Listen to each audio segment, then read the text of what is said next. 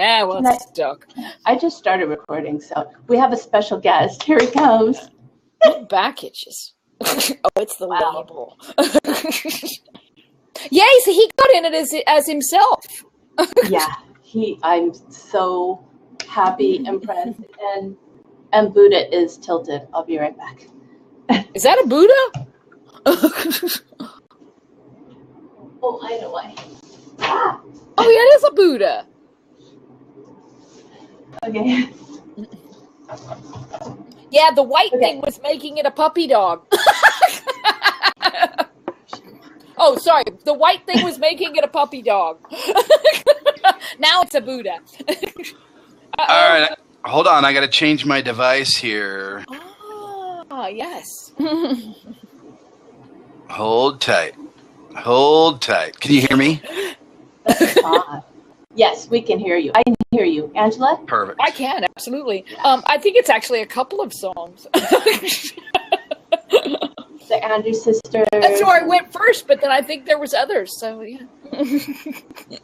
Oh, here we go. Control sharing. Continue sharing. Hold on a second. Oh, I will get this figured out. Give me 1 second here.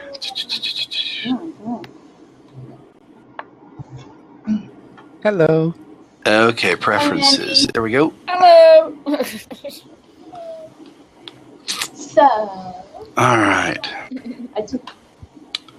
I did some balance and elevation before I came on.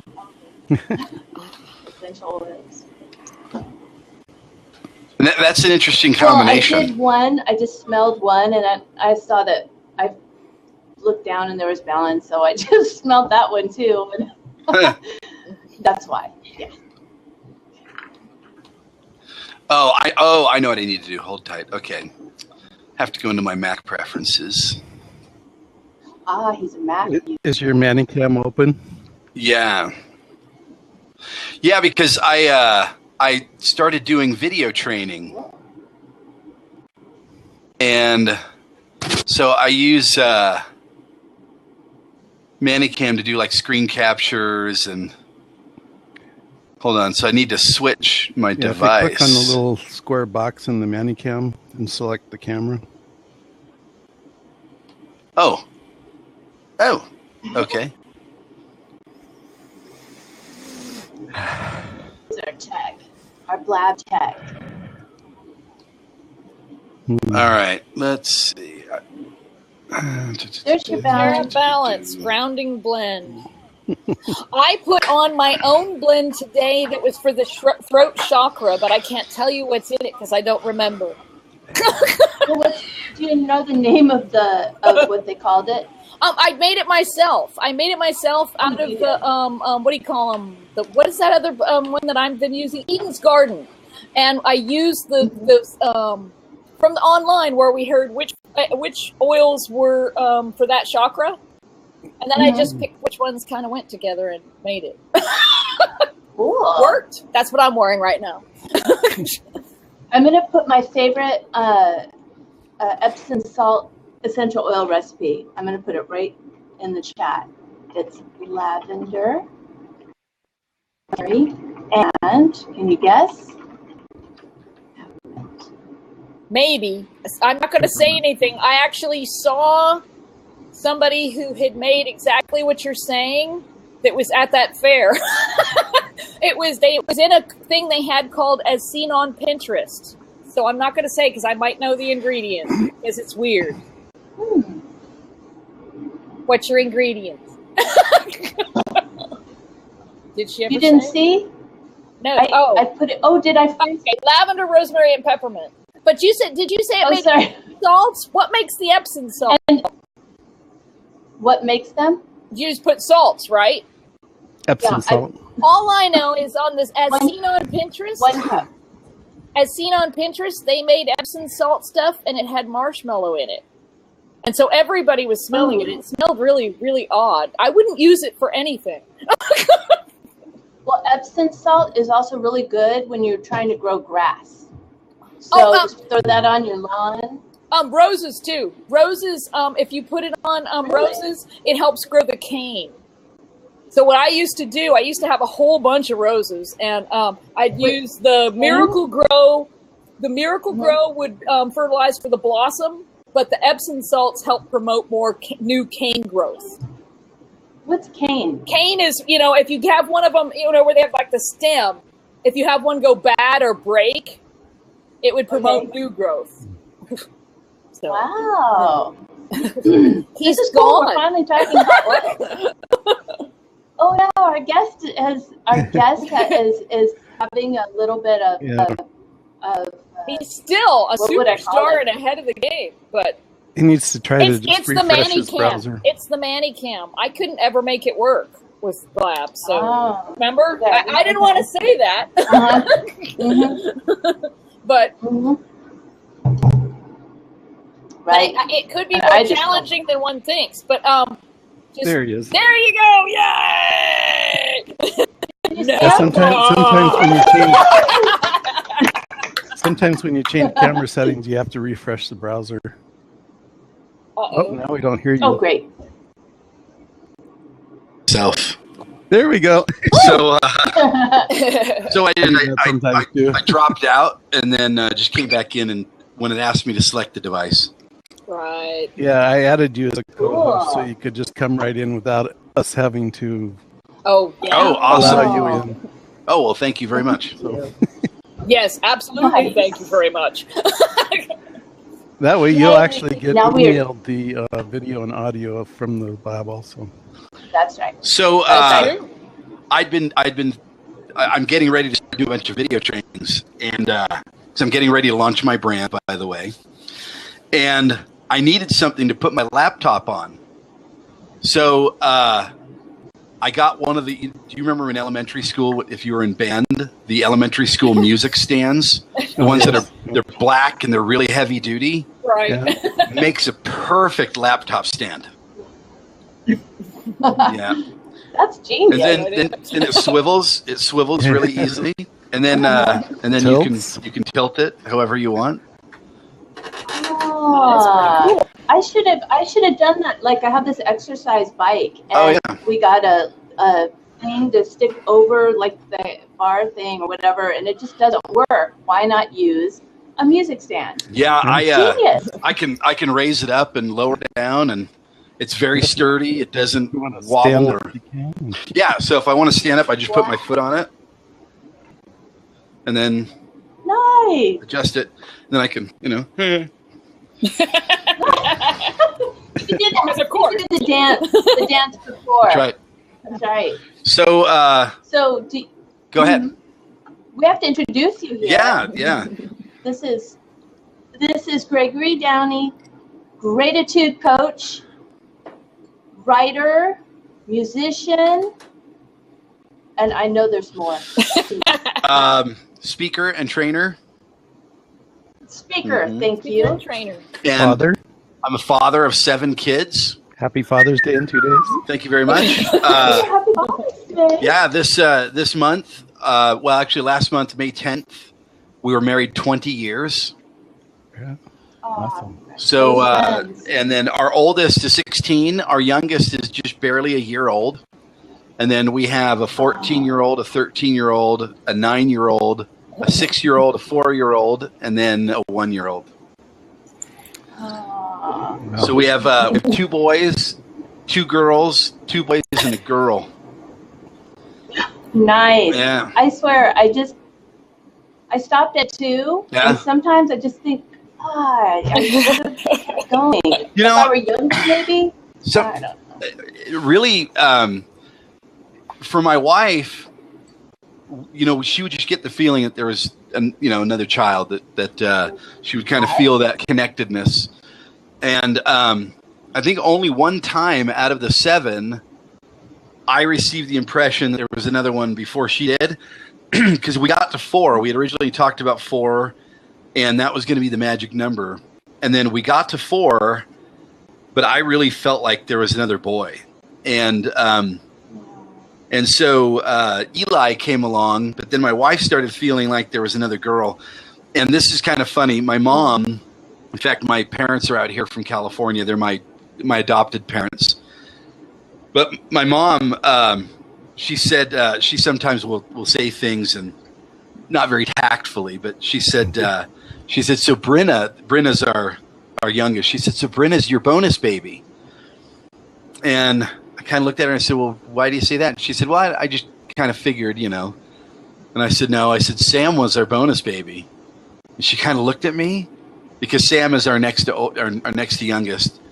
And she said, what do you mean? I said, well, my wife felt like there was another girl after Eli. And when Sam came out, because we have babies at home, right? And so we didn't do ultrasound.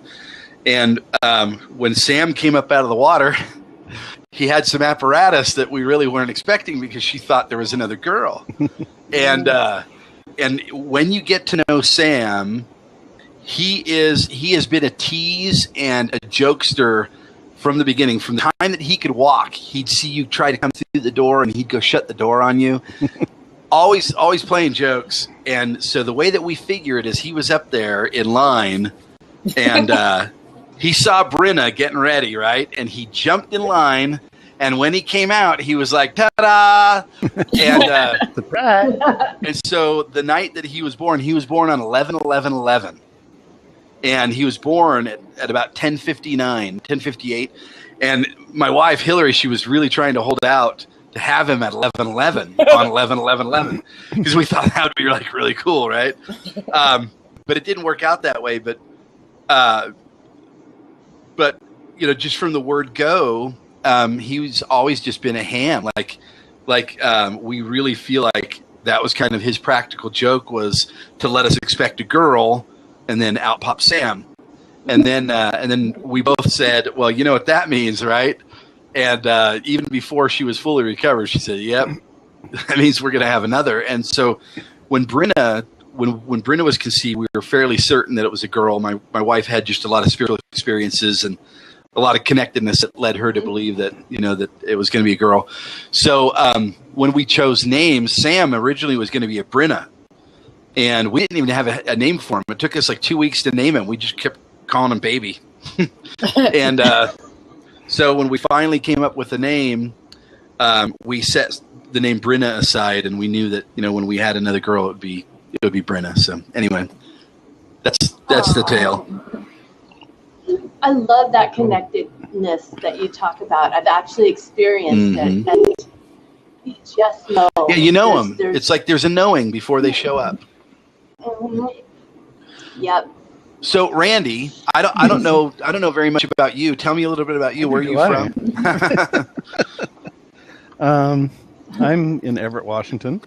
Oh, very cool. Okay. Yeah, and met Elsie down in L.A. at a essential oils conference thing, or whatever you called that thing. Was it like a Dr. Axe convention, or Take Back Your Health? Okay, awesome. Oh, is that what it was? Okay. See, I didn't go there for that. I was there for something else, and they were setting up in the room next to me for this presentation one evening, and I thought, oh, that looks interesting. So I was in the room next door, so I just popped in, you know. So did you end up staying at that thing, at the Essential Oils convention? Well, I was there for, you know, just for vacation, basically. I was there for three weeks, and that was just one of the things that went on during that 3-week time frame. And very cool. Met Elsie and Laurel and Sue, and very cool. Yeah, they're part of that. If we're allowed to talk about the brands. It's sure. doTERRA. Yeah. So my wife is a wellness advocate, by the way. So in case you didn't know, I'm a user. Woo! And a dealer. So this is kind of cool. So I grew up in Sonoma. I love it. I grew up in Sonoma, just over from Napa. And I got you. So Angela, check this out. Yeah, but look at this one. Nice. Valley of the Moon. Oh, wow. nice. So this is an antique. There was a cigar company in Sonoma. Well, it was actually in El Verano in the 1940s. Oh, wow. And this is a box from Valley of the Moon, handmade. Nice. And so on the top. And perfect. Yeah, it's in mint condition. I still have a bunch of cigar artwork from the company But that's what I use for my oils. That's cool. That's very masculine. Yeah, isn't it cool? And I don't even smoke cigars. I just think it's cool. Well, I love that smell. Oh, though. yeah. It's cedar. Yeah. So you guys were talking about blends earlier. And this is a blend that my wife made for me, and it's called Abundance Blend. And it is phenomenal. In fact, I'm almost ready for more. But It's a pretty container. I like the bottle. Yeah, it's nice. yeah, this is from Aroma Tools, actually. And you can find Aroma Tools online. They're just about a block away from doTERRA. And so it's kind of funny because they really did a lot of stuff with people from Young Living, like for a long time. And then Dr. Hill and Justin and everybody who left Young Living and started doTERRA, they had this connection with the folks over at Aroma Tools. So Aroma Tools kind of shifted, and now they cater mostly to doTERRA folks, actually almost exclusively. So my wife goes there and buys bottles. This bottle is very cool. It has a roll-on applicator. Right. Let me smell. Let's all smell. Yeah, I know, totally. And the primary fragrance in most Abundance blends is orange. And so it usually has orange, like pine or fir, black pepper, frankincense, and there are about 8 different oils in it, but orange is the primary base. And so it's very, it's kind of orange and pine-ish together. And I don't know, I mentioned on Facebook the other day that I was at a boot camp about how to launch your brand and how to do a signature presentation, how to start to, generate your own clients. And I noticed I was wearing my glasses, and I couldn't see what was on the whiteboard. And so I kept, kind of doing this thing. And every time I would put my glasses on, the whiteboard would get fuzzy. And I was like, that's kind of weird. So I took my glasses off. Everything was really sharp. Ooh. And I got home and I thought, my glasses aren't working anymore. And I could actually see better without my glasses than with them. So I went back to... So your eyes improved. That's good. Yes. Not only did they improve, I don't need my glasses anymore. And so if you've ever read any Daniel Donald, this is Emotional Healing with Essential Oils. And this is kind of my oils coaching Bible, because I use oils now along with clearing techniques and breakthrough techniques. And the oils have done a lot of interesting things since I started ingesting them. That's kind of made the big difference. For one, Elsie probably doesn't want to point it out because it's one of those things that you have to be sensitive. But I've actually released like 70 pounds since I started ingesting the oils. And so there was a lot more of me the last time we saw each other. Yeah, you look different from the last time I saw you. I know that. Oh yeah, that's right. But you were there at the conference. The first, Elsie's been there twice. I saw you the first time. Oh yeah, I was much heavier. You were much heavier then. Yeah. Yeah. But it's weird. It's weird because there's something about looking at you. Sometimes when you've met somebody and they're heavier, you freeze them at heavier, and then they look odd. You look more like you. You have. Since the last time I ever saw you let's go for the Alice in Wonderland way of saying it. You have gained muchness. Oh, thank you. I appreciate that. You are more you. Yeah, you can see it and feel it. There's a more ease. Yeah. God, I applaud you for that. Yeah. Well, it was interesting. I'm trying to go after. It was interesting because for many years, because I was carrying a lot more weight. I didn't feel like me. Like I felt like I was trapped in some other vehicle. You know what I mean? Absolutely.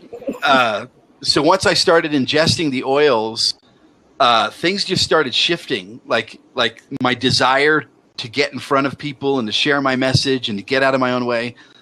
And I didn't realize until I was talking to a student, and we were talking about releasing weight and how essential oils can help you with your inner vibration. And so I went to look up the oils that I was taking because I hadn't looked it up before. I just was following Dr. Hill's protocol for appetite, blood sugar, and insulin balance, right? And I'm totally approaching this like on a physical level. Like, this is what it's physically, the oils are going to do. And I didn't understand fully the energetic, spiritual, vibratory, emotional side. So then when I'm looking at these oils and I'm reading about them to my student, it kept like smacking me in the head like, oh, this is what's going on in your life. And I realized that all of the shifts that were taking place with the book and the speaking and, starting to build my own brand and starting to honor myself in different ways, it all came back to the fact that the vibration in the oils has changed my physical, the vibration in my body. And so the intent was to reduce weight, but the byproduct has been, landing a book deal. And what's interesting is I almost feel guilty when I talk about it because it can really easily. And I don't know, if you guys have like a certain that you want to follow or whatever, but I'd love to tell you kind of how I landed the book deal with Joe Vitale. And so I had started taking the oils, and I was about 2 months into it, and I was releasing some weight, and I went down to Dallas to get Zig Ziglar certified. And while I was there, I met a guy named Bob Bodine. And Bob is now my Ziglar brother. And he just said, brother, he said, you need to go home and write a book. And I said, well, I'd been considering it. And he said, man, he said, just talking to you. And he said, getting to know you over these past few days, he said, you really need to get published like quickly. And so I really took it to heart. And I got home and I started thinking, what am I going to write about? And I had one particular book that I'd been considering for a number of years, but every time I sat down to approach it, it didn't feel like that was the book for right now, right? Mm-hmm. So I reached out to Joe, and Joe and I, in fact, if you guys aren't aware, we're doing a call Monday night, and you guys are all invited to the call. So, but I reached out to Joe, and I said, Joe, I feel like I need to write a book. And I said, I've got this idea. What do you think? So he said, okay. He said, what is it? And I said, I want to write a commentary on the attractor factor. So he sat and thought about it for a second, and he said, well, tell me a little bit more. He said, what do you have in mind with it? And I said, well, I want to get published, but I want to do it pretty quickly. And I thought that maybe the best way to get there would be, to write a commentary on something that's already written. And he said, yeah, no. He said, it's an okay idea. And he said, I'm not knocking the idea. But he said, why don't we do this? He said, why don't we write a book together? And so I was like, okay. And he said, we'll write a book together. And he said, we'll call it, at first it was Manifesting Miracles and My Life as a Miracles Coach. So I thought, okay, I kind of like that. It has a ring to it. So we talked it through. And then we decided to change it to Attracting Miracles. And then I sat on it, and a couple weeks went by, and I wrote the preface. And the preface was completely done. And then we had this conversation about titles and about sloganeering. We were talking about hypnotic language. And he said, why don't so I said, why don't we call it Attracting Miracles and My Secret Life as a Miracles Coach? And he said, I like it. And he said, but why is it secret? And I said, I grew up in an area and went to school, and I said, I kind of disappeared and reinvented myself. And I said, people that I grew up with and went to high school with, they didn't start finding me until I was about 35, right? 36. And by that time, I'm already in the coaching industry. And they really didn't know anything about what my life had been and where I'd ended up. And they didn't really know anything about coaching. And furthermore, my mother-in-law didn't have any idea what I did for a living. And I didn't know this until about a year ago. and we were talking, and I did notice that, she would talk about my brothers-in-law and my sisters-in-law and, all the time on Facebook, how proud she is of them.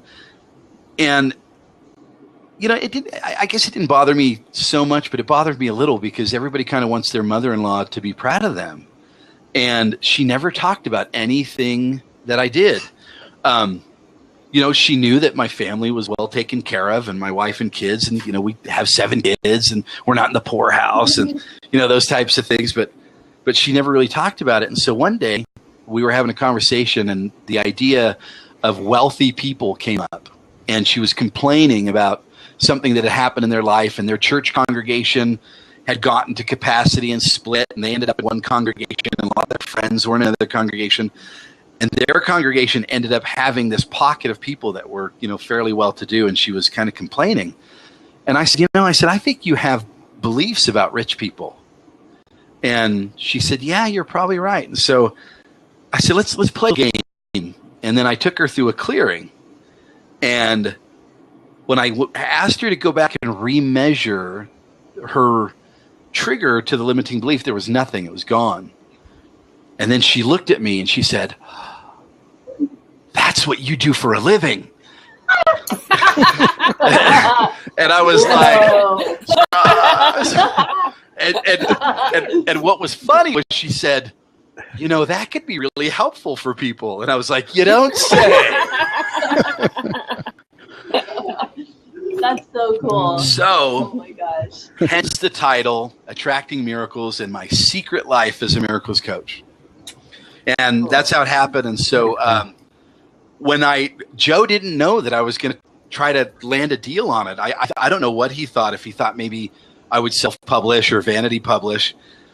But I just decided that I wanted a book deal, that for me, I just really felt maybe like maybe this is egoic, but I really felt like I wanted that validation. Like I wanted somebody to say, you're in, you know what I mean?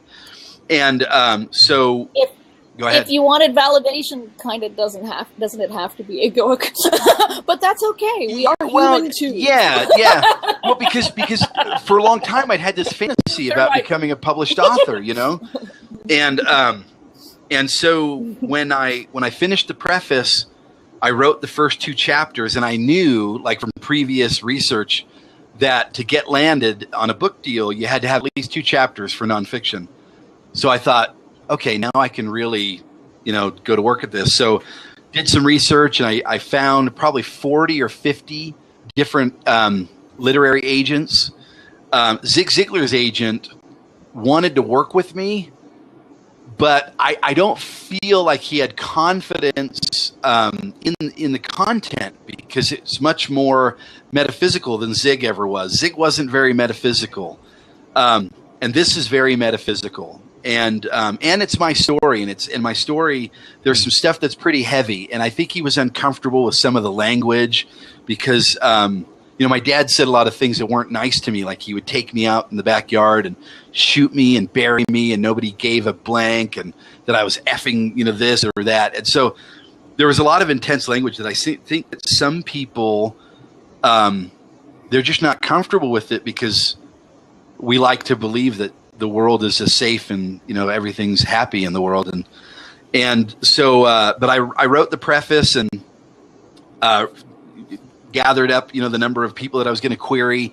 And then I wrote my query letter. And so I queried the first 3 times and got rejected. And I think Elsie probably remembers me saying, yay, I got another rejection letter today.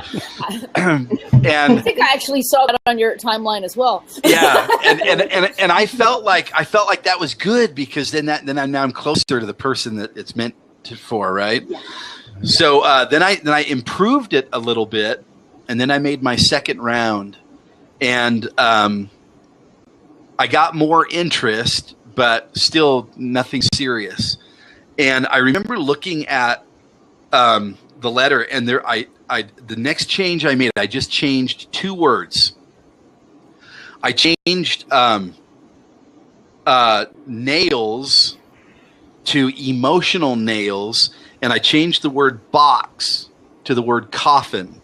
So the sentence was, drove the nails even deeper into my emotional, or drove the emotional nails even deeper into my coffin of limiting beliefs. And then I sent that out, and it was like, bam, all of a sudden I got 4 responses back. One of them was from a publisher that wanted a full proposal. I sent them the proposal. Then they wanted a full manuscript. And I thought, that's, going to take a while. And then I had 2 agents that wanted me to send proposals, which I did. And then I had a publisher that I ended up getting the deal with that said, hey, I'd like a full proposal. And they looked at the proposal. Then they did a phone interview. And then they sent me the contract. And the total number of queries that I sent out was 11. I landed a 2-book contract on 11 queries. And so I felt a little bit spoiled. But Joe, was beside himself because from his experience, and he's a best-selling author, he said, man, he's like, usually takes like 30 or 40 queries, J.K. Rowling queried over 100 publishers and got over 100 rejections with Harry Potter. And so, so I felt a little spot. I got to plug my Mac in before it dies here. Okay. Good. That's a good, I got it. Didi, can you talk to them outside that, please? Sorry, my husband's calling. I'm like, wow. That's awesome. Parenting seg. I love it. Oh. Okay. So that's how the book deal came about. Cool. Yeah. Okay. So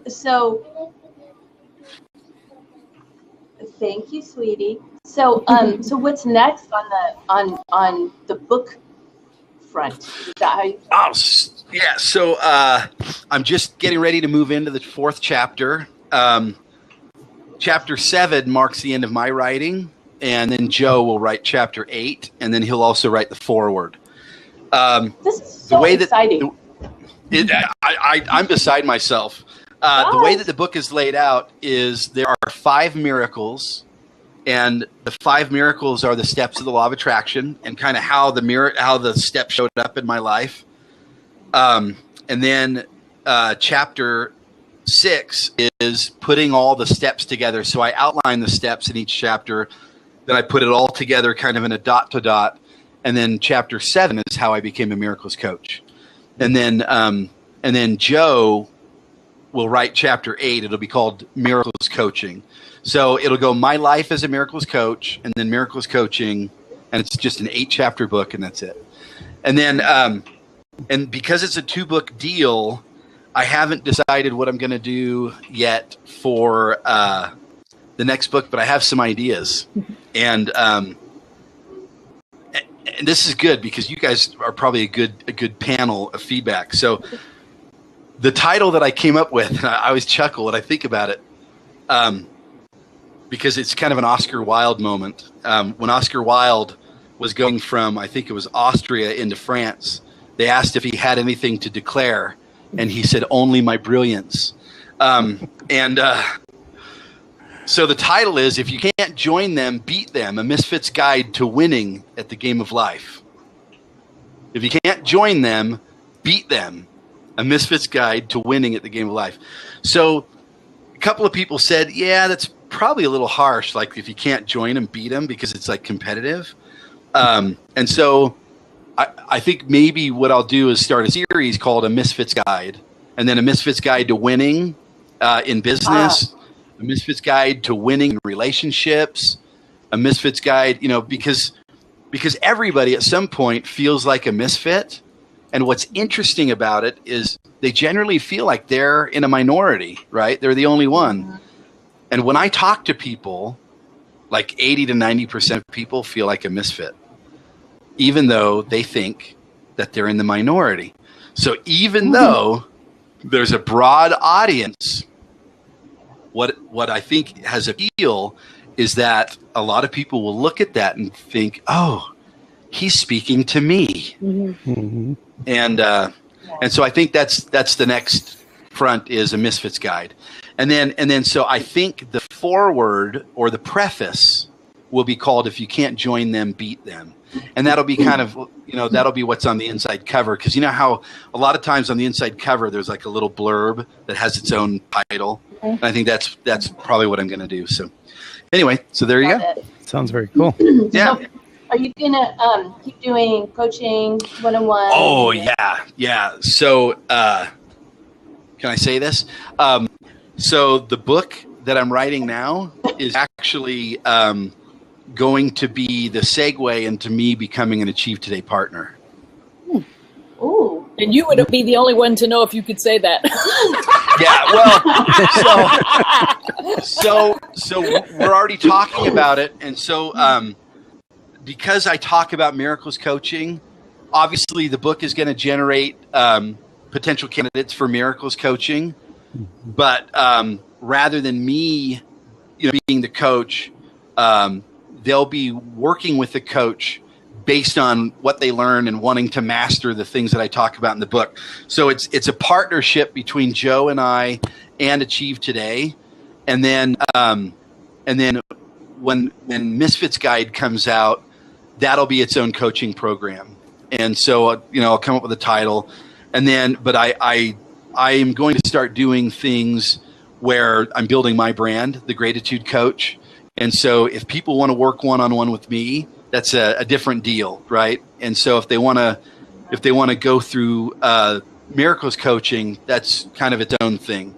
So I'll have miracles coaching in a partnership with Joe, just as far as the lead gen goes and the leads that come out of the book, and then I'll have my own brand where I'll work with higher end clients. So right now I'm focusing on working with mixed martial artists. And I don't know if do you guys watch UFC or MMA or? So I'm. Boys. I saw that one where the dinosaur ran it. Oh yeah. Well, so if you've ever heard of the UFC, the Ultimate Fighting Championship, I've been a big fan, and a lot of times athletes are like commodities, and athletes can be used by people, right? They can have a really good talent as a fighter. You see that in boxing a lot. And you also see it in a lot of sports like basketball, where an individual has a lot of athletic talent, but they don't really know how to communicate with themselves and how to communicate with people around them. And so they see a lot of success in athletics, but when they leave, that was their identity, and they don't know how to manage their lives. And so a lot of times they'll either drift away into obscurity or they'll fall into drug and alcohol abuse. And so my goal is to help these individuals develop a winning mindset inside and outside of the sport. And so if I can help them maximize their life outside of the sport, they don't see the sport as being their only opportunity. Recently, we saw Ronda Rousey lose her title, and she was the reigning women's bantamweight champion. She was an Olympic judo medalist. And when she lost her title, she contemplated suicide. And she talked to Ellen about it, and she said, I really felt like if I wasn't this, right, if I wasn't the champion, right, if this was no longer going to be my identity, what am I going to be? And she felt like she didn't have an identity outside of that. And that made me sad, for her. And so I really feel like there's an opportunity to help these individuals develop a winning mindset inside and outside of the sport. And so that's one of the directions that I'm going. That's incredible. Wow. Yeah. So are you still doing business coaching? I learned a lot from you as far as that goes, like short-term, long-term goals, that sort of thing. So Achieve Today is always bringing on different partners, and so I'm coaching a lot of people in the MLM industry, mostly with mindset. Even though my wife and I are wellness advocates, I don't really tell people how to build their business per se. But I do help them with their mindset and overcoming limiting beliefs, and help them get clear on how to start managing their time and energetic resources so that they can start achieving their goals in their business. Time management, huge. That's huge. That one. I'm not putting the tools into play mode. So I don't really focus specifically on showing people how to build a business. I've got another project that somebody actually just came to me, and I'll be lending my mindset coaching skill set to this other program where people are going through sales coaching.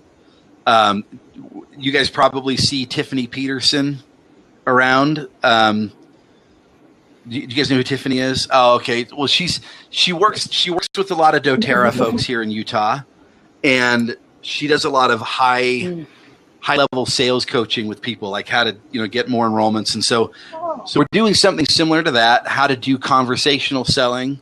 And I'm lending 4 weeks of mindset training to his program, and that's kind of where I am there. Cool. So what about you guys? I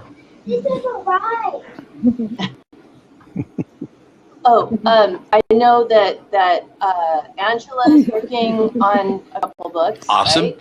Are you doing that? I'm working at a workshop up on my webpage. I always have things coming in on my webpage, and I always have things coming onto the Facebook page. And then I'm working on a comic book. Actually, it's kind of it's an autobiographical. It's where autobiography meets workshop meets comic book meets. So is it like a graphic novel, or is it? Yeah. Awesome. It's absolutely a graphic novel. But it's like where a graphic novel approaches personal development, because then you've got the autobiographical what I went through, only to pictures that I did. And it's so exciting because it's like the project I've always known I was supposed to do. It's coming absolutely naturally, absolutely easily. Everybody who's seen even the slightest panel, because while we were waiting at some point, I even showed a lady at the judging today, just a panel or two. Everybody is responding really well to it too. So, but I tend to be more the I'm the breaker of all those the coaching rules, really, because I latched onto the law of attraction, and I'm really very orthodox that way. So I would never ever buy the book you're selling next. Yeah, because you've got two. They already have the idiot's guides, right? Why would I ever buy a book that calls me an idiot? That law of attraction right there. If I don't want to be angry anymore, why do I focus on the angry book? I want the happy book. But you're right. Everything you said, you're going to make a killing, and you're going to be bigger than Joe Vitale. You've heard it now. You will be. But I'm the hippie and that's the thing is, I think speaking, like you said, I think speaking to people's experience is important, because I think everybody at some point feels as though they're a misfit, or they don't fit in. I have panels talking about, because I was diagnosed with PTSD and depression, but I was only told about the depression after the fact down the road when you're not suffering from it anymore. So I looked at it backward, back. Okay, so what did that feel like? And I've made, I think, some really strong panels about what it felt like to be depressed. And explaining that from that emotional place. It's interesting that you say that. And the artwork helps. People who know me know that I am not really a depressed person. But for about a little over a year and a half, I suffered really horrible anxiety, like horrible anxiety. And I was probably a year into it and still trying to figure stuff out. And the only way that I could describe it, because I just mentally never identified myself as a depressed person.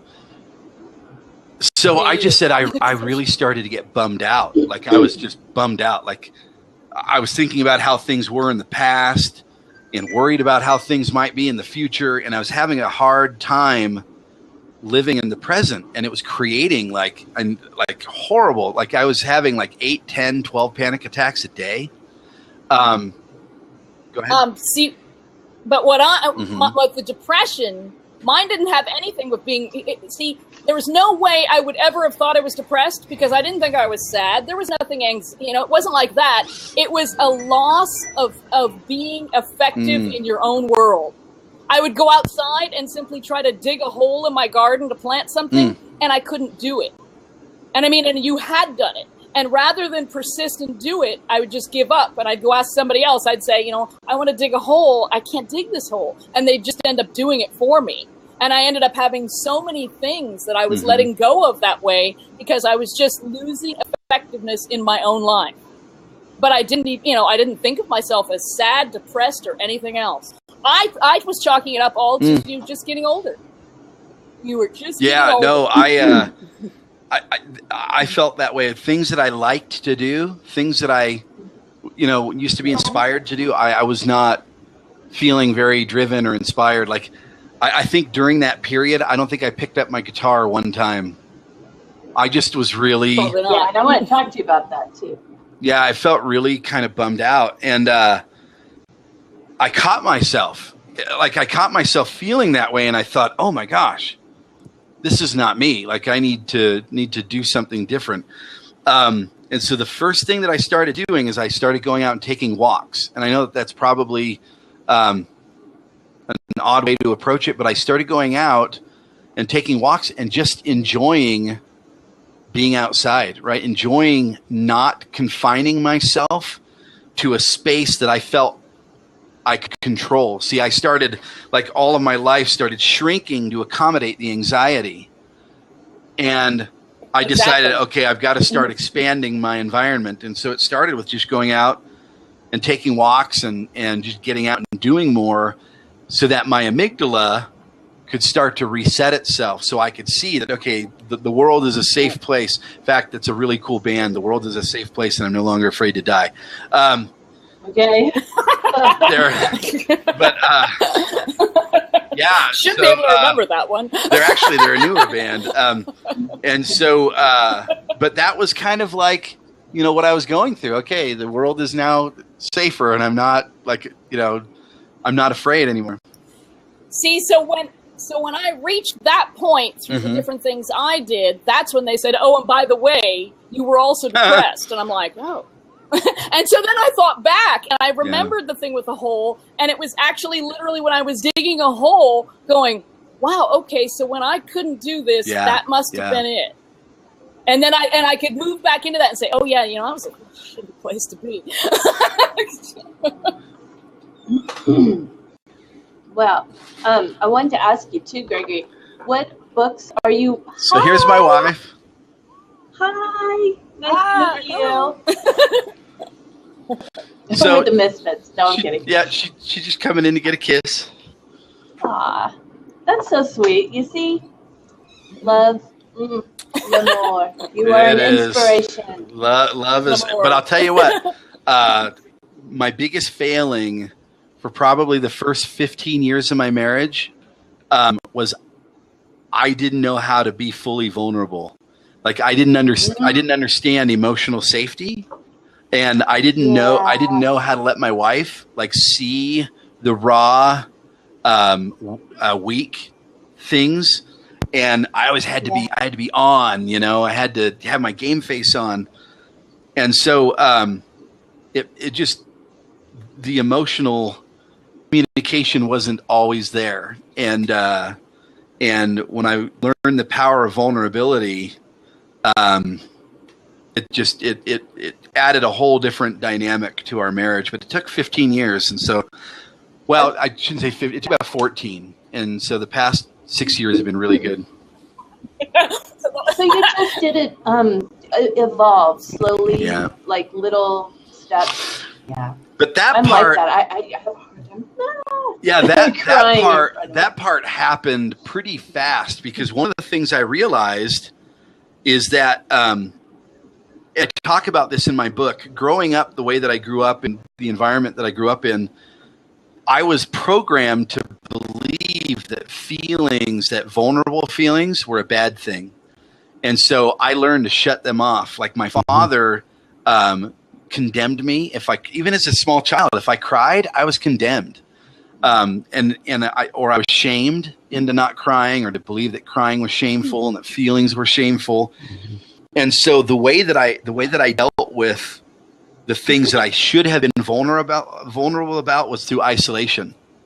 So I would isolate myself, and I would bury myself in music and, just things that gave me a sense that I was in control of my environment, because to be vulnerable felt so out of control for me. And when I would start to open up, there was that part of me that wanted to, I got to close this back and put it in the box.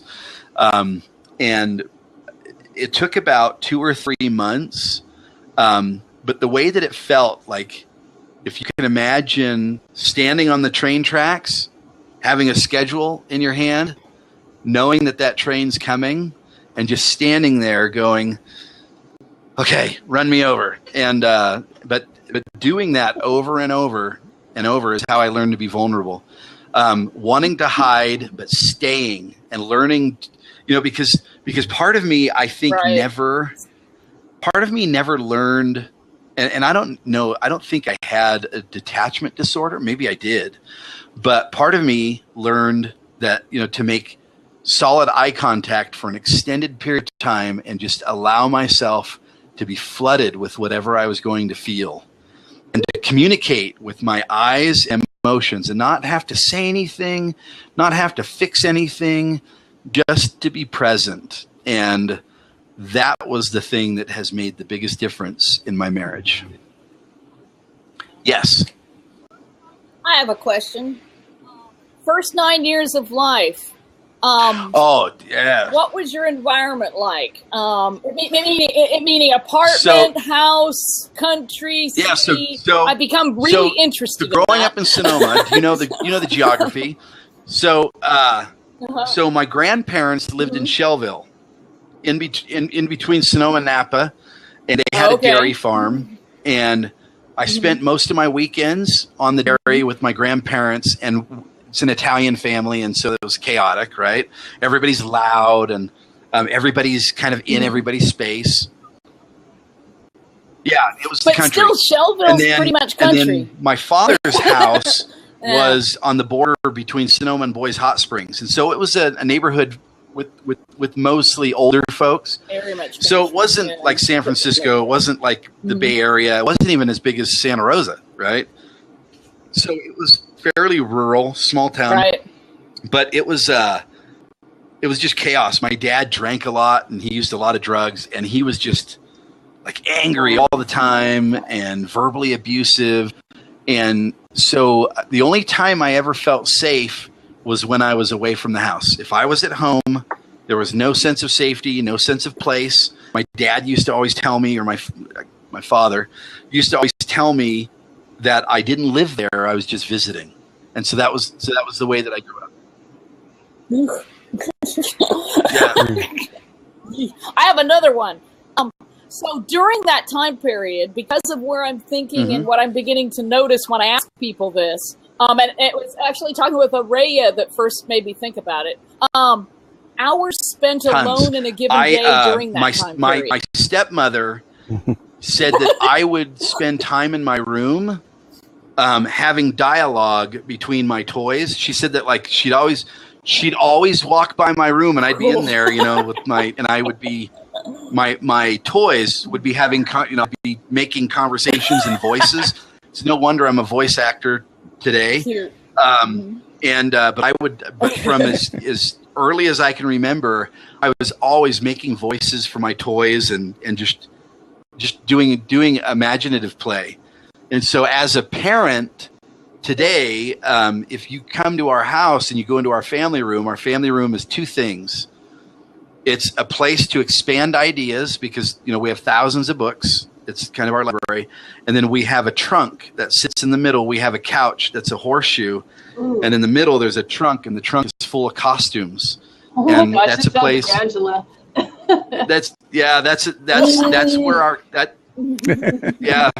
So our kids dress up is a big thing, even with our boys. We do not. I mean, our boys dress as knights, and they dress as gladiators, and I mean anything that's going to help them fully express their humanity. We really just do a lot of imaginative play, and I provide a lot of costumes, and nobody makes fun of anybody if they want to make their puppets talk to each other. So I like it. bringing out the expression. And I never think about that as a unit. I think about, okay, where is my child's interest going? And I try to nurture that. But I mean, the best I can do are charades, but my 5-year-old, he's still trying to.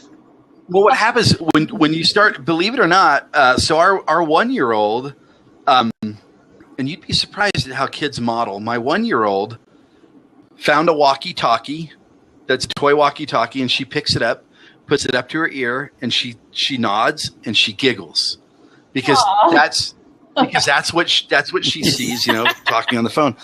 She found this little pencil case that has a little strap on it. Now, keep in mind, she's 1 year old. She slides it up on her shoulder. She puts her arm up, and she does when she's proud of herself. She does a waggle dance. So she kind of shakes her hips back and forth, and then she walks off, in her stiff Bride of Frankenstein, and kind of shaking her hips with this little thing because she's already playing dress up, and she's already imagining what it would be like to be a big person, right? And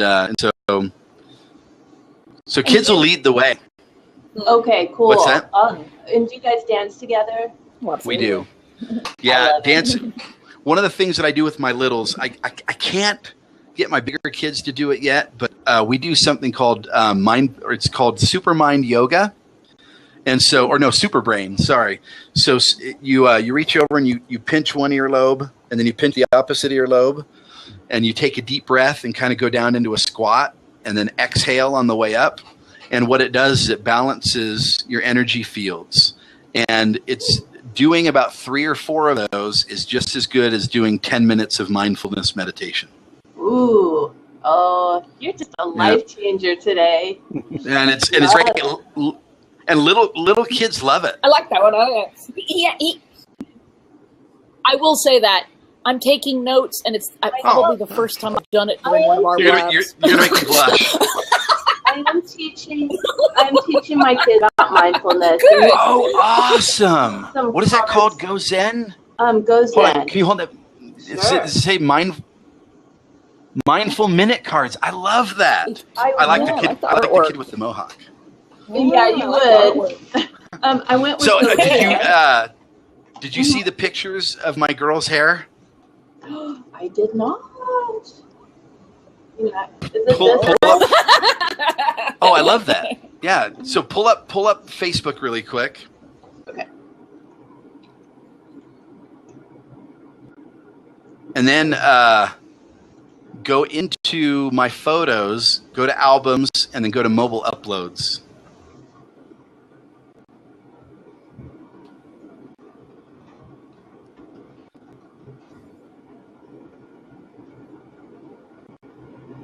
This is going to be so fun. Okay. So here she is. Okay, so go to albums. Nope.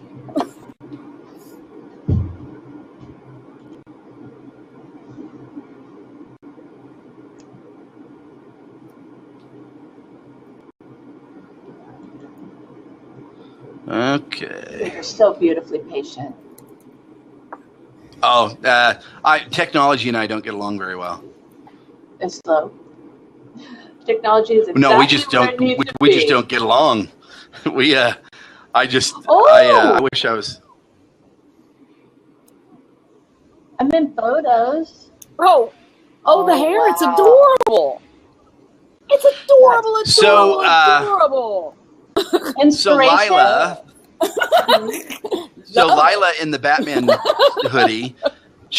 Clary has been wanting her haircut for a while, but Lila finally came to me. She said, "Dad," she said, "I've been growing my hair out now for 3 years," and she said, "It's hot," and she said, "I'm sick of it." Well, and right now she's into Korean dramas and Korean pop, and so like K-pop is her big thing right now, and I'm like an emo indie kid, and so I haven't really embraced it as much as I maybe should, but at least some of it sounds like what I would call easycore, right? Because it's kind of it has some punk metalcore influence, but it's not really heavy. But anyway, so she just said, I want my hair cut, and so we went online and we looked at some things for inspiration. She kind of liked how Pink has her hair, but she didn't want it that short on the sides and top.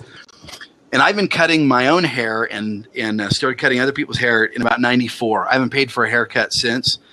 And I thought, okay, this sounds kind of like a boy cut, so I think I can do this. So her hair was down past her shoulders, and so we got ready to do it, and I put it in a ponytail, and I had scissors, and I said, okay, I said, understand. I said, when we do this, I said, we can't come back from this. And that's right. And she's like, okay, she's like, I understand. And I said, okay. I said, we're going to do this. So I cut it off, and then I proceeded to sculpt a new haircut for her, and we went and put some hair gel in it, and that was the result. And so Lila, or Clary, Clary really likes Ellen, and she watches the Ellen show, and she's like, I want my haircut something similar to Ellen. She's like, maybe not as short. She said, I still want enough on top to do something with it. And I said, okay. So I took Clary and I her hair again past the shoulder. I said, look, same thing I told Lila, we can't come back from this. And she said, no, she said, that's okay.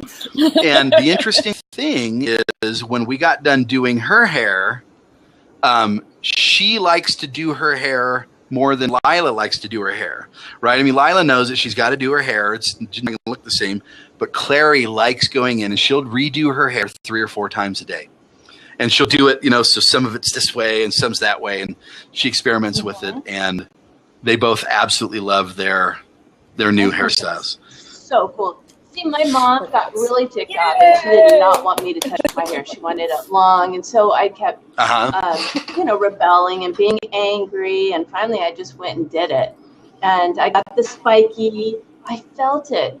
And what I learned was my mom kept arguing that, well, now you can't do much with your hair. Now it just, she thinks it's, but it's not true. And so I'd take the hair dryer and hairspray. I'd have a new hairstyle every single day. Now I could do, like you said, sculpt it. It was so creative. Actually, with the long, it's almost like you can't. Yeah, there's not a whole. I mean, and so my wife encouraged Lila to maybe curl it or put some wave in it, and I've always felt like, as a parent, there are some areas where you have to give a little bit, because if you don't give a little, and if you don't reach an agreement, then she's going to go away from the table, right? And then she may decide to do something that creates more conflict. And so I've always felt that if I give a little, that we end up in a place that at this point in her life and with her agency, we can be okay with it. And so it's worked out, and and it's just cool because now that I am a lot lighter than I used to be, I find myself spending 5-6 hours a week at the skate park with my kids. Like, we'll jump in the car at and we homeschool, so our schedule is a little more flexible, but it'll be like 10:30 at night, and we'll go down to the skate park when the skate park is empty and the weather's cool. And it's just an awesome opportunity. And I realized that my kids talk to me at the skate park in ways that maybe they wouldn't talk to me at home. Like, they're a lot more open because we're kind of on their territory at that point, and they're a lot more vulnerable. And so they talk to me about who's their latest crush, which, not necessarily my business, but I think it's maybe important to know kind of the types of boys that they're interested in, because I can make somewhat of an assessment about their values and where they're coming from. And we have a rule that no dating until 16, and then even then it's group dating. And then that single dating will come when they're ready to start considering, marriage partners or whatever they're going to, do from there. But it's still good to kind of hear what's going on in their lives when they're not at home, right? And so the skate park is a place that they really open up to me, and I'm able to be I don't have to necessarily have the dad hat on, right? So I love that. I mean, seriously, I was thinking of that with my girl, my 5-year-old, early on. We'd like to think about this before it happens, and I'm thinking, you have to.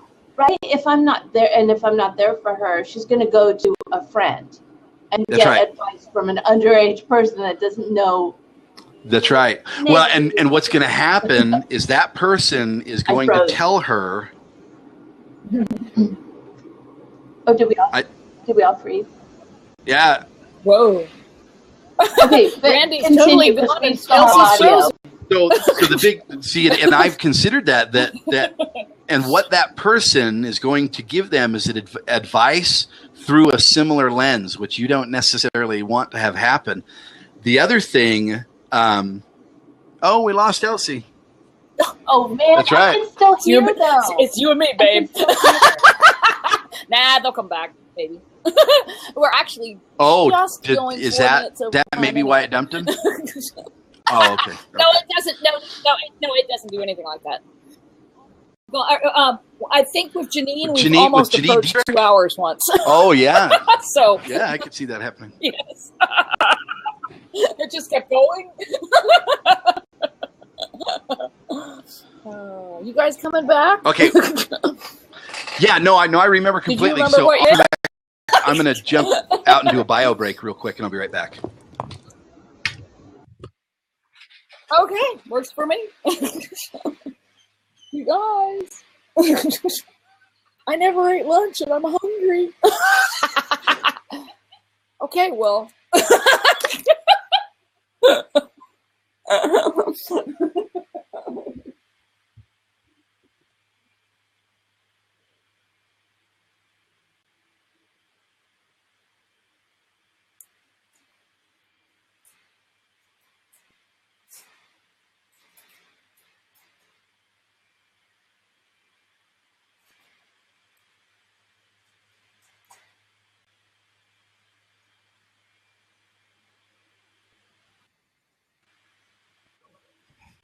Everybody disappeared.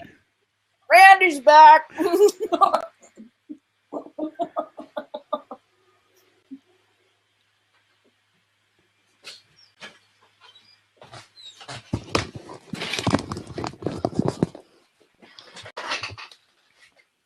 Yes.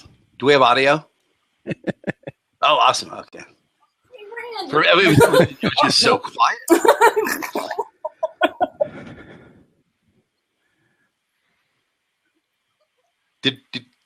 Is Elsie coming back?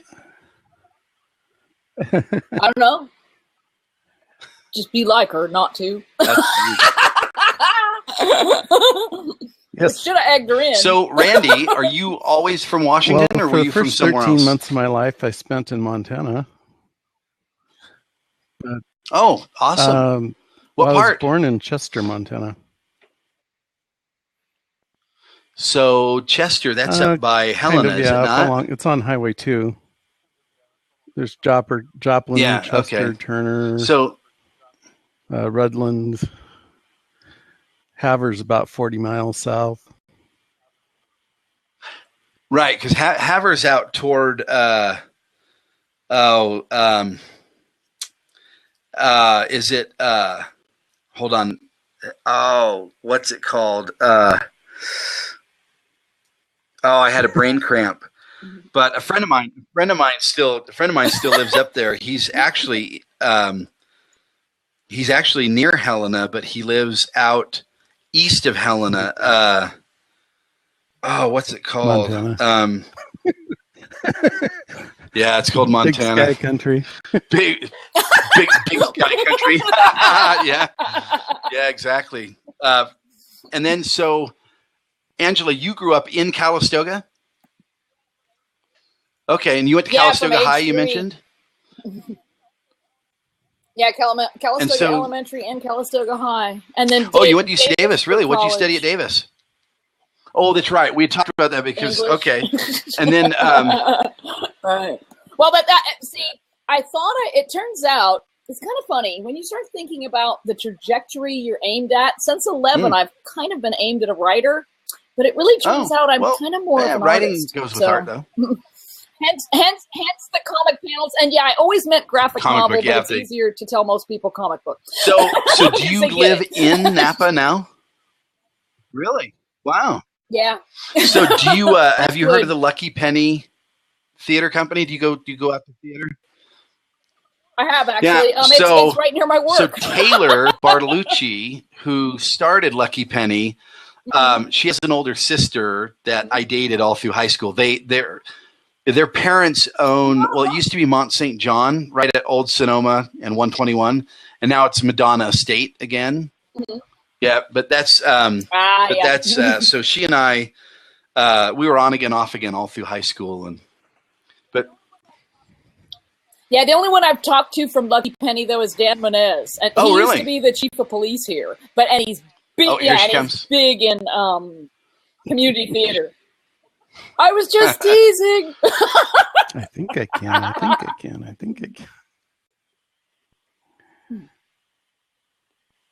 We hear you. It's not working so far, Elsie. Wow, I have this huge message over here. I wonder.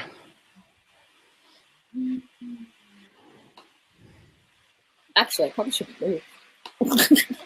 Yay. It looks like I went and got my car. I'm sitting here with a broom. I spilled a bunch of pasta before we started. So I have a question, and maybe because I don't know how Blab works, but I know it's the four of us here. Mm-hmm. Are there people watching us? There haven't been this time. There used to be. Well, because sometimes there are.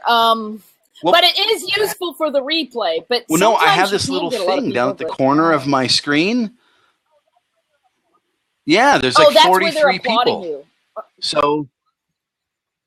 No, that's 51 applauses, and Randy just gave them to you. Now you're at 66. See, now if you watch the little faces, now I'm okay. There it goes. Okay, so it's not like 75 other people. I can't give myself any. No, it's up at the top. It shows 4 people and 4 eyes. Oh, so I could do multiple. Like, yay! Oh, I like that. That's fun. Exactly. Oh my gosh. Randy, did you see that I said that the one I watched where it was on both platforms at once? That's interesting. Okay, so what I was saying. I was just getting a push you'd come back. But as we were talking about, kids kind of going to seek answers from kids that give answers through a similar filter. And maybe you can speak to this because both of you, have been teenage girls, but. Like my thing is, if I don't, if I'm not a good role model, and if I don't show my daughter what authentic masculinity is, and what, and be okay being vulnerable and showing love, and making her feel beautiful, then she's going to chase that like in the backseat of some car, and I'm not okay with that, And so I want to spend time with her, and even if it means going to the skate park or, doing things that I'm not necessarily I'm not really into, her kind of music that she's into right now, but I still want to listen and be interested and let her know that, that she doesn't have to like my music, which she likes a lot of my music, but she doesn't have to like the things I like for me to give her approval. So, because right now I am really like one of the things that Elsie sent me was asking what my current musical interest is. And, my musical interests are fairly broad, but right now I'm really excited because early to mid-90s emo is making a resurgence. So I listen to a lot of bands like Sam I Am and Jawbreaker and the Appleseed Cast, like a lot of post-punk bands. And that all kind of went away in the name of commercialism, and it's now coming back. And so there are some really, really good bands out now that I'm listening to and that I'm really excited about. And it's made me excited about music again. Posted. Oh, great. There's an echo. Good. No, you sound fine here. I've had to sing against an echo that was like a second behind. Oh, it was so annoying. Anyway. I can't do that. There was a video that you had posted, and there was a girl singer with like 3. Do you remember the band and 3 guys behind? And it was one of those songs, real uplifting, positive. They're all in black and white. Oh yeah. I know who you're talking about. Yeah, it's the Interrupters. I've been looking for them. Yes. Yeah, it's the Interrupters, and they're actually, not to get into politics, but they're actually a very staunch libertarian band, and they're very vocal about being libertarians, and so the Interrupters. In fact, I'll tell you what the song was. I think it's called "Who's Gonna Lead." That sounds right. Who's gonna lead? Speaking of that, can anyone still hear me? Oh, good. Because I wanted to ask you. Oh, yeah. Yes. If your kids are following, this echo. If your kids are following your footsteps into wanting to play music, do you have instruments in your house? Oh yeah, absolutely. Yeah. So if you look over here, right? So that's where I keep my guitars. Yeah, there's a djembe. Do you do drum circles? And then we're gonna. I'm wanting to, and so we're trying to do it as a family. So we have a bunch of hand drums as a family, and then if you look up, sorry, do you see that at the top of my I see it. painting? I see. Yeah. Yeah, that's. Yeah. Oh, I yeah. was looking at the painting. My best friend did that painting, by the way. It's actually a brook trout, a California brook trout. Oh, this part that he's holding with his hand. Yeah. Oh, okay, so there's a finger. Oh yeah. I was seeing the fingers and wondering about the fish, but you got the fish. Yeah, and the wondered about California the brook trout, they don't get very big. That's out. That is out. That fish was actually caught in the Kern River, which is just up out of Bakersfield. That's a Native American dual chamber flute in the key of G, so you can't mess up with it. Which is awesome because in the key of G, anything you play sounds good. Like you don't have to. Yeah, and then so I have 4 guitars.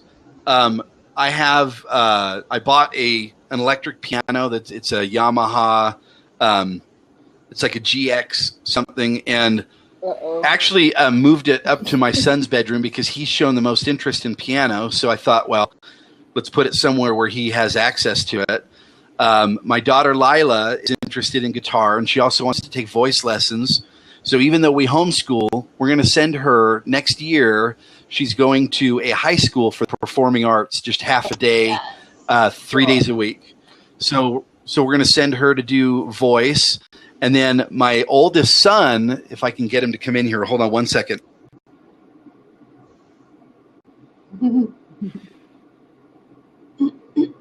I'm still echoing. Okay. I feel like I'm afraid I might talk over someone. You're good. This is so much fun. Bummer. Okay.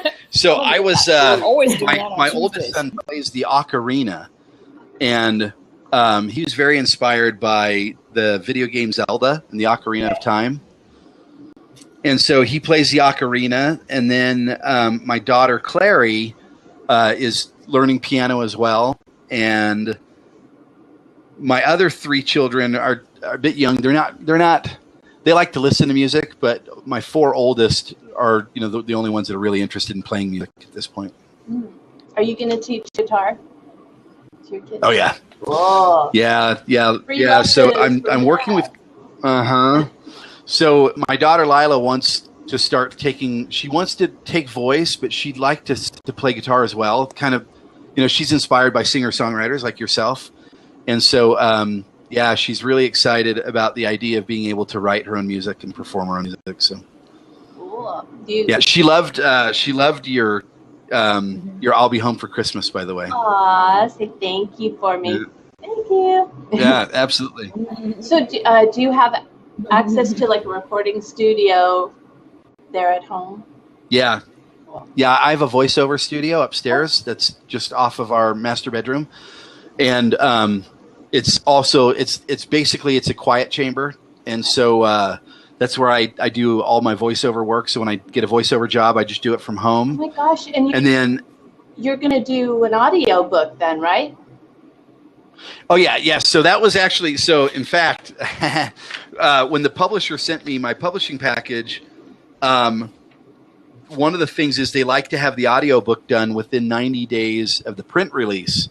So I wrote back and I said, hey, I said, I'll narrate my own audiobook. And so I'm just going to do it from home. A book that length, it'll probably be like maybe 15 to 20 hours of reading is all.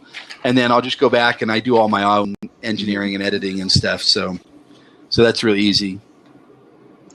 Cool. So, yep. So I'm excited about that. Okay, let's move on to hobbies here. I know you like fishing. Yeah, fishing is a big thing for me. I haven't been doing it as much just because I've been really busy with other things. So fishing is a big deal. Music, obviously, is a big deal. Skateboarding, I'm really into skating again. I didn't skate for a long time, but I have been, and I'm even excited about falling and about that opportunity to be challenged, that opportunity to get back up again. One of my heroes is a guy named Rodney Mullins, and he does TED Talks, but he was a professional skateboarder for years. And one of my favorite TED Talks by him is called Getting Back Up. And the other night we were at the skate park, and my daughter, she fell, like her board came out from under her, and I could tell that it really hurt, but she wanted to be strong. And she's like, okay, we can go home now. And I was like, nuh-uh. I said, I want you to go get back on your board. I said, just for about 20 or 30 feet. I said, I just want you to get on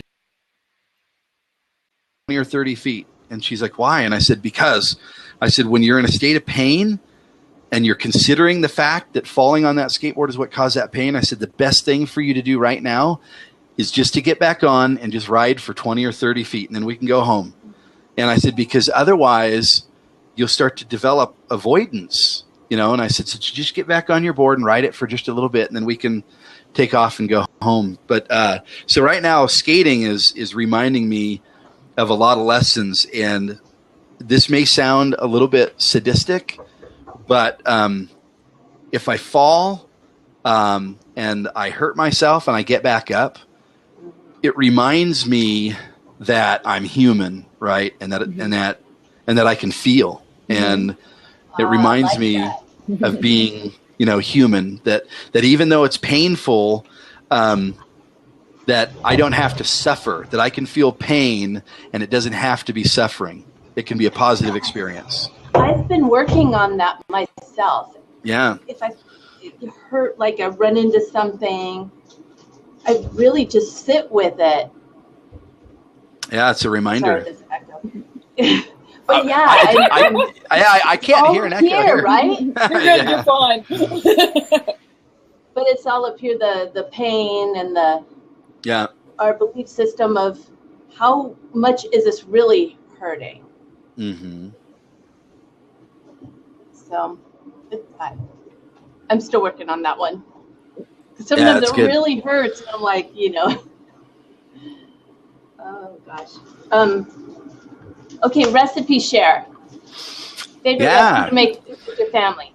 Oh man, that's a tough one. I'll tell you, one of the things that that probably we like to eat the most as a family, probably stew and polenta. It's very easy to make. We stopped eating a lot of red meat. We don't eat a lot of beef. And so instead we eat more like chicken and fish. And so when we make stew and polenta, we'll usually use pork. And you can use any pork basically if it hasn't been smoked or processed. And you just cut it into cubes and you chop about a quarter to a third as much onion as you have pork. And you braise the pork with onion and garlic. And then you use a nice, robust red wine. And so you put enough red wine basically to cover the amount of meat that you have. And then you want to simmer it in the wine for about 30 minutes. And then you add enough tomato sauce so that you have a good balance between tomato sauce and meat and onions. and then you add a bit more garlic to taste, and then you just make polenta, which is a coarse cornmeal mush. Add butter, and then just put the stew over the polenta, and it's phenomenal. I love polenta. So that's one of our favorite recipes. Cool. Let's see, what else do I have? Are you speaking anywhere? Oh, your wife probably wants you, huh? Oh, well, your family wants you back?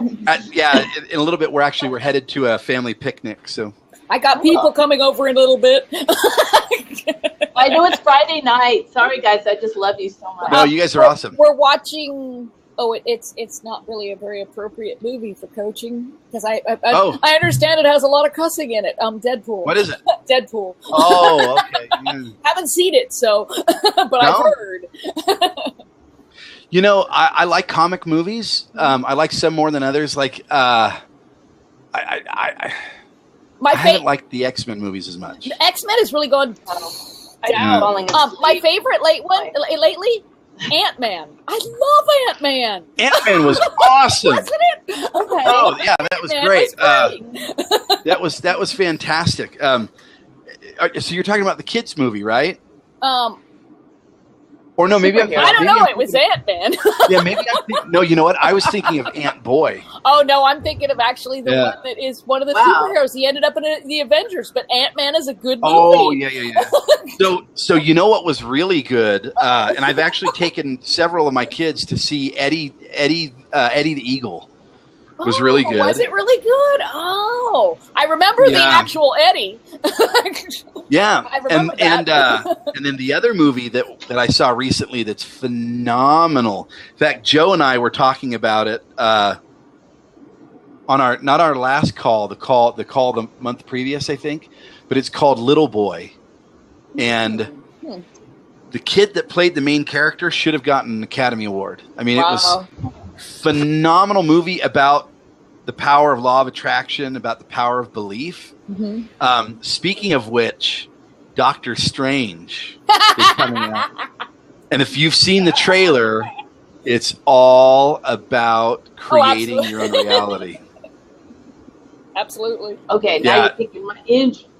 Yeah, and on top of it, it has Benedict Cumberbatch. So who appeared at he just showed up, no announcement. At Comic-Con? No. At just a random comic store in New York in his costume. Really? They practically peed themselves. Oh, man. It was on Facebook about 2 months ago. Yeah. You know, this is probably going to sound odd, but the other thing I'm really into is black and white horror movies from the 1920s and 30s. So I really like. Yeah, I like Bela Lugosi and Peter Lorre and Vincent Price and Edward G. Robinson. That was my childhood with my mother. Every Friday and Saturday night. Yeah. Oh, like it was a horror movie, or you watched horror movies? Well, she watched them, and she was a bit of one, but. Oh, okay. Yeah. It's funny because as you were talking about your childhood, I was filling in the dialogue. Oh yeah. You stupid kid. Yeah. Yeah. So that, in fact, that's another thing that every Friday night, that's kind of what I do with my older kids, is we do movie night religiously. Oh, cool. I mean, it is. It's almost as sacred as going to church on Sunday, which I know that's sacrilegious, but we do. We go get treats and we get snacks, and once the little kids are all in bed, we'll stay up until we stay up until 2:30 in the morning watching horror movies. That's so great. So that's perfect. Yeah, we don't watch anything newer than like 1960 because then they became like gratuitous and. You know, but anything black and white where you could see like the strings connected to the bats, you know. How about Japanese? Oh yeah, so we watched like Godzilla, and we watched, you know, we've seen Mothra and Rodan, and so sometimes we'll mix some of the Japanese sci-fi in there. There's one that I have from when I watched it when I was a little kid. I actually have the DVD now. Attack of the Mushroom People. Oh yeah, we've seen that. That's actually part of a 50 movie collection that I bought recently. 50 movie. Yeah, so I've seen those. It was on sale for like I think it was like $6 at Walmart, and it's multiple discs. Right. Yeah. So I keep my eyes open for stuff like that because it's a lot less expensive than going out to the movie theater, and because when you have 7 kids, the movie theater gets expensive. Yeah. But it's something that we can do, and we don't have to fight crowds, and we can just do it at home, and so it makes it fun. I love movie night. 7 kids in the movie theater. You're I've done talking it. more than 100. How much does that end up being? Well, so I can't even fathom it. So we have a Cinemark here, and the Cinemark is it's $1.50 for the movie, and so it's any day. Any day, Wow, except that's way however. less than here. Yeah, if it's $3, well, but these are movies that have moved out of first run, Right. and they call it right, and so it's Right. approaching Redbox and DVD. Right. But if it's 3D, then it's $3 a movie. But even the mainstream theaters, so I took my wife and my oldest daughter to see Pride and Prejudice and Zombies, which was actually really pretty good. By the way, I want to see that. Yeah. It was. I was dubious at first, but it was very clever the way that they tied the story, and it wasn't really cheesy. So imagine like Bram Stoker's Dracula, that kind of intensity where the storyline actually made sense. It wasn't just like Pride and Prejudice with zombies wandering around, Right. It was actually part of the storyline, and the zombie. I don't want to ruin too much, but it was a condition that would overcome people because of a strain of bacteria, and so really good how they did it. But we went on a Tuesday night, and it was $5 to go see it in high definition, and so because Utah is very family oriented, and they know that most people have big families, so the theaters and things, they try to do things that make it possible That makes sense. for families on a budget, and so so we went and saw Pride and Prejudice and Zombies. See, I figure I'll like it because I didn't read the book, and I didn't read the book for the other one, but I ended up liking Abraham Lincoln Vampire Hunter. And there you go. It was really good. Yeah. And the person who wrote it apparently was really, really, really well versed and knew a lot about Abraham Lincoln. Who would have ever expected? Same type of thing, yeah. Cool. So maybe it's worth a shot. Well, you guys have given me a great list of movies to see. This is a perfect time to probably tie it up. Everybody stop plans. Thank you for inviting me. And Thanks for being here. I really like this format. The thing is, I've done some radio interviews recently, and that's fun. But this is really cool because this is interactive. This is I can see you guys, and it's been really fun. I appreciate you having me. There's 5 people here now. Hey, 5 people. Hey, whoever you are. See, it used to have more, but they're still doing things where they're in beta and they're flexing and who's going to make it and so forth. So we might be this or that. Who's the huzza, whatever it is. But it should be similar to this. This is a nice format. So this is really cool because you guys kind of get to see the new me. And I still have a little ways to go, and so I'm still working on that. But so what's the projected ETA on your launch?